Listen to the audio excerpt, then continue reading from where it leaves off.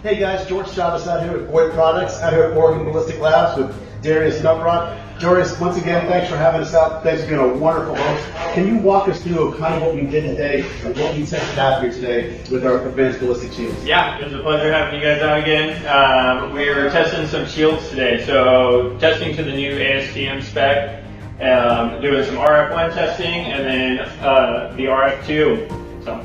Awesome. So can you walk us through what we did today? How we started out with the RF1, what was the setup and what we were trying to hit today? What was our goal with this first test? Yeah, so we were just kind of some preliminary testing for the ASTM. They show there's these cluster shots and then some edge shots. You don't have any viewports or bolts, which makes testing much easier, which is awesome. And then we test with M80, Type 56, and then the M193. And then moving over to, you mentioned that about the cluster shots, and of course we don't have to shoot the bolts because there are no bolts or screws into our shields. So go ahead and talk us through now what happened with the RF2. What was the setup, what was the standard, what we were looking for? So RF2, same standard, tested to the ASTM. The only difference is we add the SS109 thread in there. And usually you need some ceramic or a thicker material to stop that thread.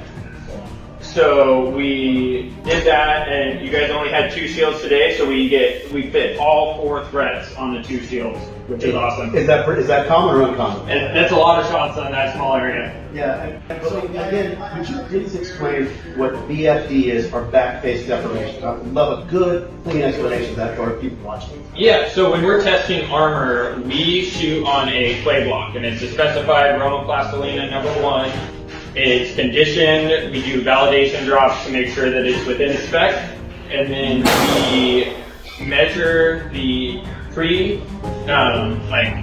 the template that we have up, and then after we shoot, we measure the indentation that's left in the clay, because it's not just the bulge in the back of the armor here, but it's also all that energy that pushes through during the event.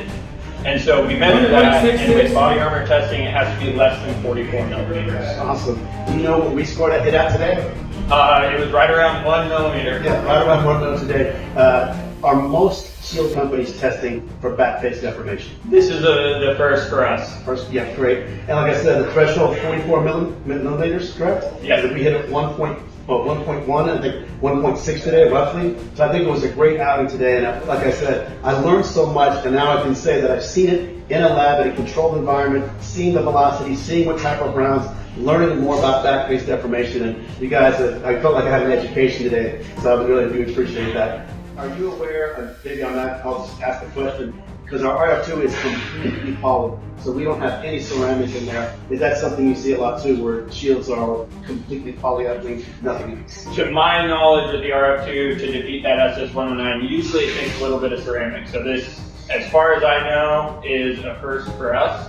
But again, I don't see most of the builds. Yeah, absolutely, I get that. Anyway, we're just happy that we were able to create a lightweight RF2 shield, completely poly, and stop it when you needed to stop it. And keep our brothers and sisters safe. Happy to be here. Again, Darius, thank you so much for having us. And I know we're in a little bit of a pain, right? But we drink all your sodas, drink all your water. But I really appreciate you guys having us out here. It's always a pleasure. Thank you. Thanks, Darius.